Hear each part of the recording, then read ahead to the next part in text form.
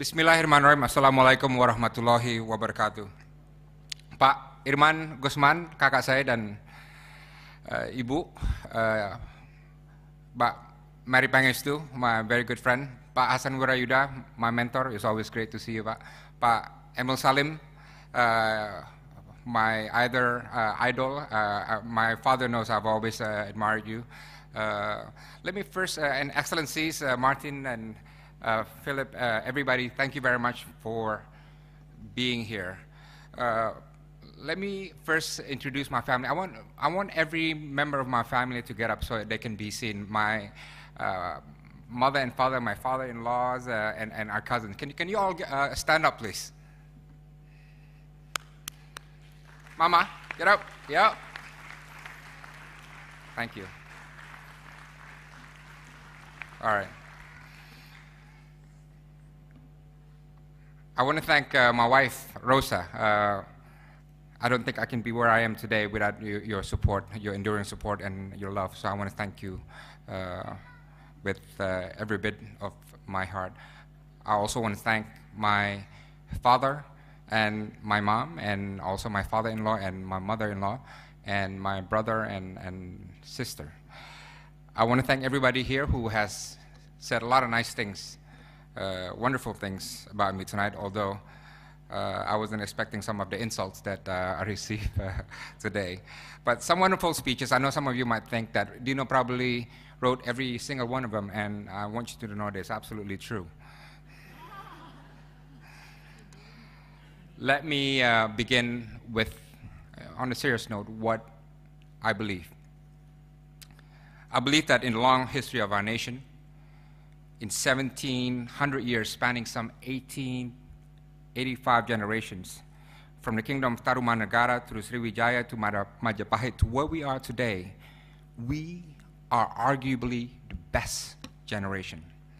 You know, of all the previous generations, we are the most free, the most liberated, the most democratic, the most emancipated, the most egalitarian Indonesians.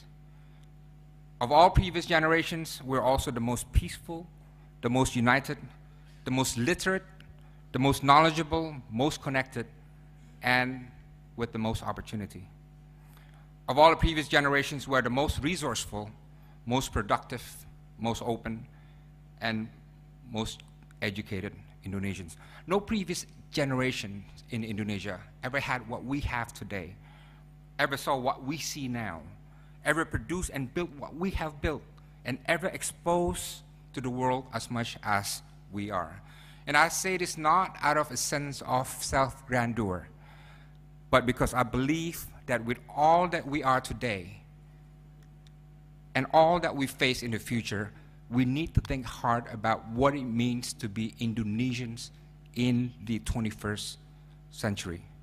21st century Indonesians can be a lot more than what our founding fathers imagined during our revolution in 1945.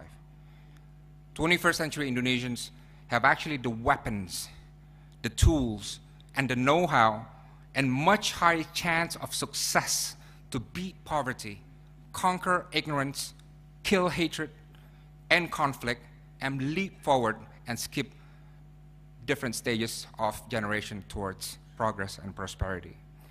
In the last 6 years, I have been privileged to be part of a great experiment, the reinvention of Indonesia. It's a great project that has no expiry date, and no one, not the government and not the opposition, has a monopoly of answers. And these last 6 years of me working at the Presidential Palace have taught me many lessons learned. I learned that in politics, you are as good as the risks you take. I learned that change, beautiful concept, mean different things to different people. Just like democracy, development, justice, all these beautiful concepts mean different things to different people. I learned that people have big dreams for our nation, but they often find it hard to leave their comfort zone. I learned that my university friends were wrong to say that politics is evil. Why? Because politics is not evil.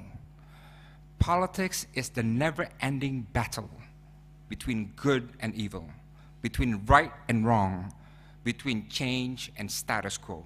And if the good people resign, then you leave the political stage all to be dominated by the bad people. I learned also that the formula for progress is actually quite simple.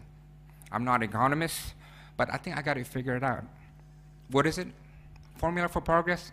Real democracy, good government, adequate investment in education and health, open society, and vibrant entrepreneurship.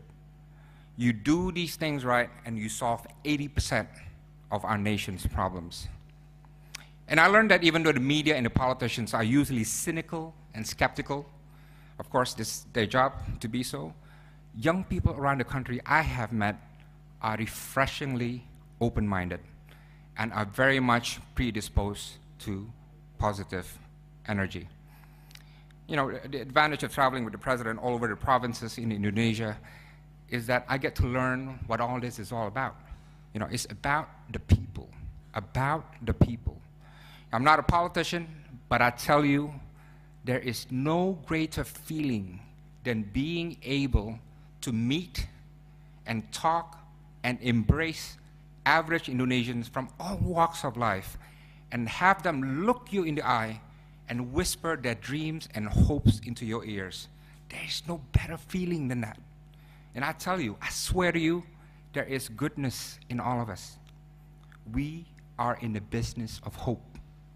We extract, collect, process, and deliver people's interests, will, and hopes. And the most important task for our democracy